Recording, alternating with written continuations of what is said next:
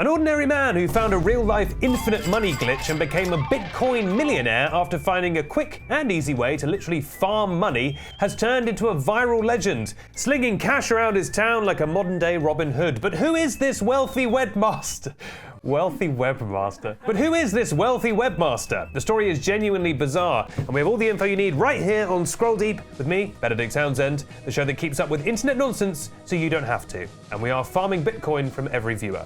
The story of James Parker, a man who figured out how to do the Sims motherlode cheat in real life, is absolutely nuts, and someone who has been investigating the story is Scroll Deep's friend and political correspondent, Lewis Goodall, who's turned the tale into an awesome new podcast called Coining It, and who has also met Donald Trump in the flesh and had some very choice words about his melting face. We turn to Lewis now. It's a terrible sofa. Well, there's a lot less than a lot of the other guys. It's like Trump was here for a second. The name Lewis Goodall implies the existence of Lewis Badall. Yeah, who I guess or is Lewis Good for as my Twitter detractors call me. I was conceived on Blackpool Best Pleasure. Within the theme park? Or... Well, that would be a bit much. And at the end, I'll ask you our question of the week. Would you rather have like keep it sort of family friendly. Let's do a newsagent style intro. Okay. It's Benedict. It's Lewis.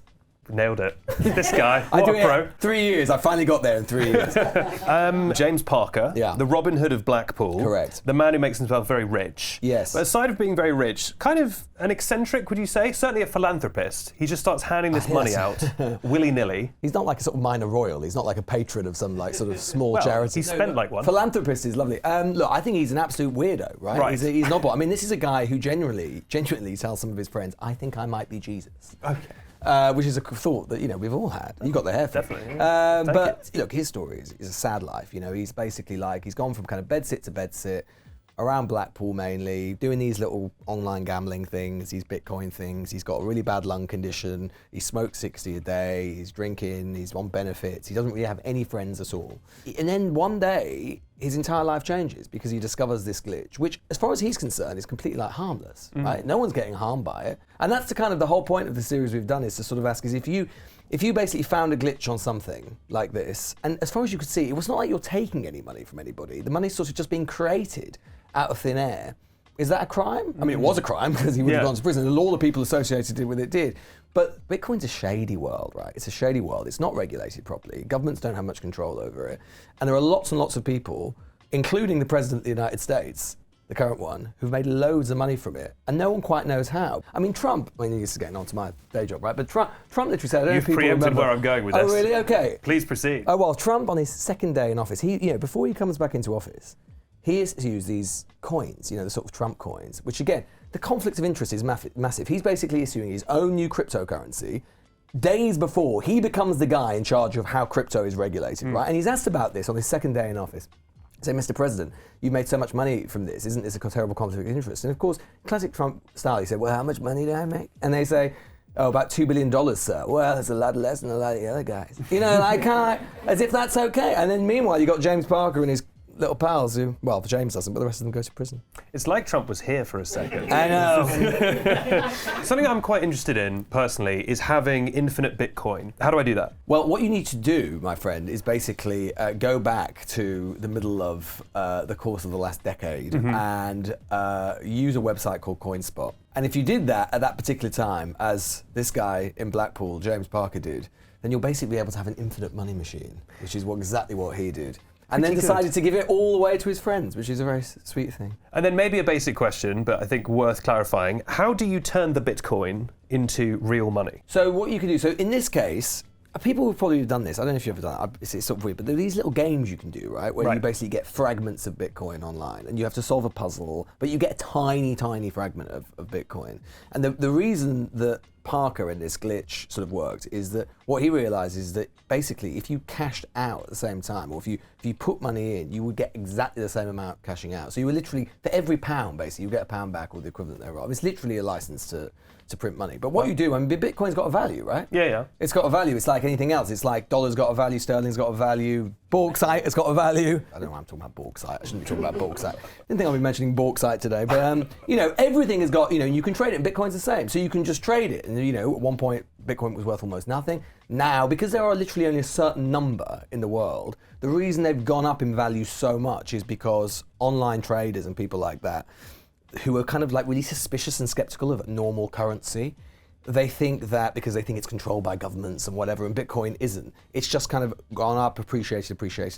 So, you could basically trade it in. Well, all my next questions are about bauxite, so I guess we can just skip that. Finally, I've been looking for a show like this. Someone to indulge my curious metals obsession. There's something I would ask, like what level of naivete were they operating on? Like they must have known that this is not just free money. But were they aware of quite how illegal this was? Because as you said, it's such a sort of vague, shady world. Yeah, and you've got to remember as well, all of this takes place in kind of like 2012, 2013, 14. So crypto at that time is still, people sort of aware of it, but it's still quite a novel thing in a way that it's kind of much more kind of commonplace now. I think, on all sorts of things, right, people can delude themselves. I think they thought that something was obviously amiss. And there are bits of the story where they kind of, James Parker, this guy definitely does, because he decides to go to Dubai and start buying houses, literally with suitcases full of money. Now, I think probably in that situation, you'll probably sit there going, I think this is fine. I don't see, here I am in Dubai with suitcases full of cash and then bringing back suitcases full of gold and jewelry and stuff like that. So I think at that point, you probably think, yeah, I think probably there is something a bit amiss here. Yeah. But Blackpool is a town, brilliant town, but it's one of the poorest towns in Britain. Loads and loads of social problems, and suddenly you got this guy, a lot of people also like living in poverty, living in difficulty. Suddenly this guy starts to appear, and he's taking them to the casino, he's buying them cars, he's buying them Porsches, he's buying them all this sort of stuff. And do you ask too many questions in that situation? Maybe you do, maybe you don't. Fair. I went to Blackpool Pleasure Beach. I would say I was conceived on Blackpool Pleasure Beach. Okay, well that's better than what I was going to say. That's what my dad calls it anyway. But on a ride? That's true. Wow, that would be a bit much. How does that work? The Big Dipper? Oh yeah, that's crazy. What is it? The ghost train. Within the theme park or just in the area? I think in that area. My mum and dad had a little holiday, and I think I've got it on good authority. I mean, obviously you can't be absolutely certain with these things. I see. New law just dropped for Lewis Goodall. Now, there's a bit of a mystery to this story, as you cover in Coining It, your new show, because they never found all this Bitcoin, right? There's not still, to spoil the show. No, there's still a lot of it unaccounted for. And funnily enough, when you ask a lot of the people involved about that, they sort of look at their feet and say, well, I don't know. I mean, of course I don't know. I mean, that's the other thing. I mean, you ask about kind of like, did people realize they were doing anything wrong? It's amazing the number of people you speak to it now who will say, well, I wasn't really benefiting from it. I was just there. I mean, I was saying to James, don't do all of these sort of things. But one of the reasons you almost can't help but smile or at least get that angry about it, or at least it sort of ask these questions, is partly the things they do with the money. Like some people, like if they've suddenly got millions and millions of pounds in the bank, they might go and live in Monte Carlo, they might go and travel around the world. What does James Parker do? Well, the most glamorous thing that you can think of doing is literally moving to Fleetwood, which is about 3 miles down the road, to a hotel called the North Euston. This very, to be honest, a bit of an ailing hotel. Just go and live there because that's the most glamorous thing that you can think of. One of the most charming bits of I thought was when you interviewed the police officer who went into the house when they finally seized it, and he goes in. And he sees all these gadgets everywhere and everything's brand new and it's glistening or whatever. And he notices 2 massive wine fridges, huge, and they're like probably like 10 grand a piece or something. And he looks in it and he turns to his like junior officer and he says, have you seen the wine in there? And he says, no. He said, well, what is it? He said, it's Aldi wine. He's full of these fridges. And he said, I know that because that's the wine I get with my wife at the weekend. Right. So these amazing fridges and it's just full of Aldi wine. So they don't actually really know what to do with it, right? They can't actually conceive of where to go with it and what to do with it. So there's a lot of sweetness to it as well as the crime. Definitely. And if, for example, a podcast host went looking for the Bitcoin and found it, probably wouldn't say anything about that. I wouldn't be in this building, son. I think I'll be talking to... I'll tell you what I'll do. I'll buy you a new sofa. That's what Please, dear God, yeah. Now, you name-checked him, Donald Trump, our president. Now, you have the rare privilege of being someone who has asked Donald Trump a question. Yeah, I shook his hand. You shook his hand? I haven't washed it since. You snuck into Mar-a-Lago. Yes. Mr. Trump, why shouldn't we listen to John Kelly, Mr. Trump? He called you a fascist, sir. Why shouldn't we listen to him? Run us through the process of that. Well, it was amazingly easy. I mean, actually terrifyingly easy. I'm actually not surprised, really. Basically, our the producer, cameraman, befriended a woman called Angie, and it turns out that this woman, Angie, was a kind of local Republican operative, and she basically was offering to sort of help us go in. And we said, well, sure, we need to do some security. We're like, oh, no, just come in. So Rory put on his RFK t-shirt, for president t-shirt. I pretended to be his social worker or something, and sort of like went in, and we just sort of went in. The only thing that we had to do is basically then sit because anyone who's been to a Trump rally, you have to basically wait for so long for him to arrive. So we were there at sort of 7:30 a.m. I mean, it was impossible to be asleep because there was so much gold and glistening kind of everywhere at Mar-a-Lago. Mar-a-Lago is exactly what you think it is. Nice. So you think it's going to be like, oh, it can't be as kind of gaudy or as weird or as over the top. It's worse. It's way worse. It's kind of like a child has made a house. Did you use the loo while you were there? Yeah. Were there any like files? Files? Yeah, it was storing files in the loo. No, I think it meant nail files, wasn't it? No, just a lot of marble, glistening marble, and so many and mirrors as well. Like you don't really need mirrors when you're in the toilets, right? Like above you, like that's like kind of like. But it's just, anyway, we don't need to dwell on that. But it's like you know how children have no taste, like they love like gold and everything, and you're like, oh god. And one day they still come out of it. Trump never did. Trump never came out of that stage. So that it is as if a child had made a house. You look at child's wine fridge, Aldi through and through. Yeah, exactly. Don't know. Well, Trump doesn't drink, of course, famously. Yeah, and he does keep living. He does keep living. Look at him, and doesn't he look a picture of health? He does. I mean, the truth is that he looks so much worse. In fact, I mean, he looks like his face is falling off. Yeah. I mean, it's bad. It's bad. And that's actually when we saw him at Mar-a-Lago. It was like 4 days before the election. I turned to Rory and I said, I thought he was going to win, but now I just don't think he can because he seems so. What's the word? He seems so. Like he seems so just utterly. He's melting. Melting. Yeah. That it just sort of like he's not going to make it. Everyone was talking about how screwed Biden was. I was like, this guy's not exactly a picture of health, is he? I mean, Christ almighty. So, but anyway, the rest is history. But yeah, it was surprisingly easy to get in. All you had to do was sit there for 6 hours listening to the Trump playlist. Have you ever listened to the Trump playlist? Or his songs? Yeah. It's like YMCA. It's such an amazing mix, but it goes from like YMCA and then it'll go to kind of Guns N' Roses and then it'll go to Nessun Dorma, just like that, kind of absolutely out of no. I mean, it's amazing. But yeah, you have to listen to that for 6 hours and not so much as a biscuit. Wow. Water. I mean, that's why the guy's rich. Absolutely tight as.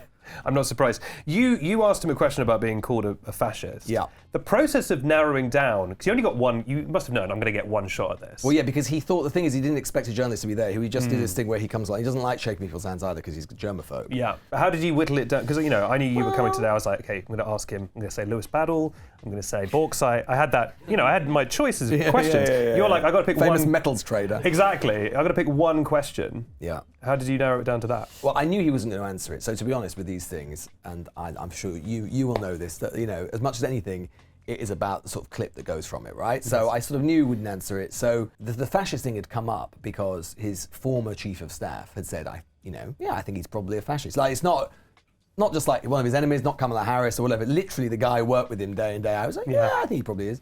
Like, which is, it was quite a thing. So so that was it, really. I think it was just it was the burning issue of the day about whether the incoming president might or might not be a fascist.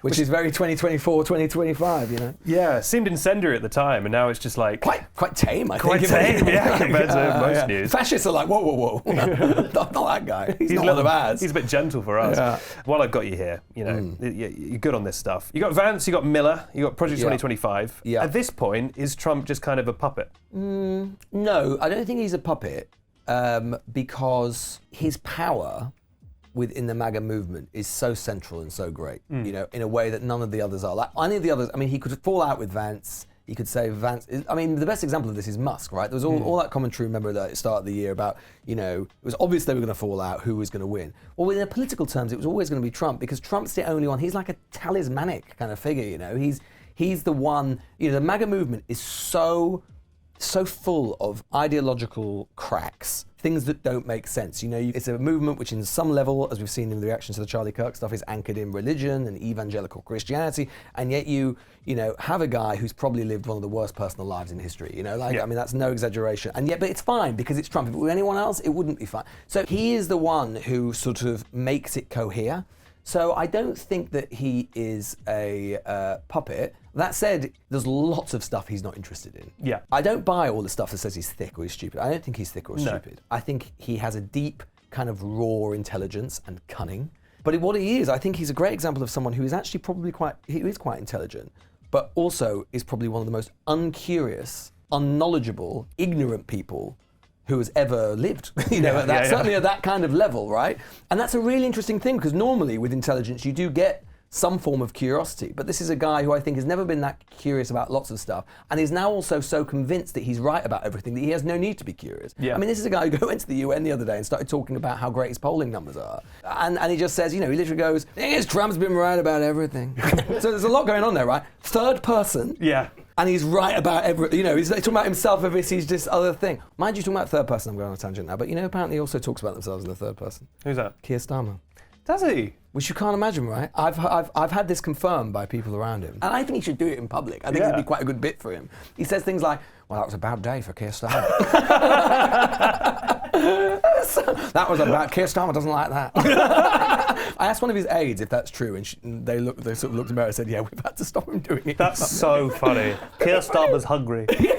That's great. He needs a bit. He hasn't got any bits. He's got no bits. He's a bitless man. He's got, that's it. It would be brilliant. He would stand to be a little weirder. Yeah, I agree. Something we've spoken about extensively on this show is the Online Safety Act. Yes. First of all, what's your gut reaction? I think the truth is we have been living in a very unusual age, which in a century's time, I think historians will consider very odd. And that is that basically what we have lived through is an era where the internet has been a complete Wild West.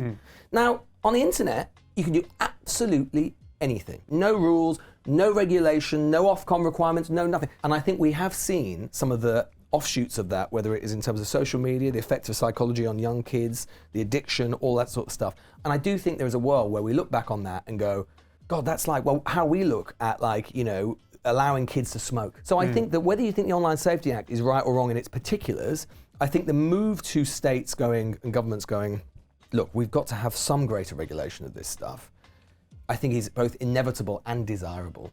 I think, though, as well, frankly, a lot of that stuff is then, we've got another thing coming down the track, which is AI, which is even more unregulated, and we've got even less clue about what the hell to do about it. And I think that story is going to repeat itself. So, Online Safety Act in particular, as a particular, I think, you can sort of argue about it, but I think the principle is right. In terms of the pod, coining it. Yeah, coining it. When and where can we listen to it? So, all episodes out from September the 30th, all 6 episodes. And would that be on Global Player, do you think? I think it might be on Global Player. Ah, interesting. I think it might be. It's very good. That's where I listen to everything. Absolutely, yeah. That's where I order my eggs in Aldi. I was conceived on Global Player, do you know that? Yeah. We all will be soon. We'll all just be bits of numbers in the Global Player algorithm. As our esteemed guest and our long-running political correspondent, people don't realise this, Lewis works on every episode of Scroll Deep.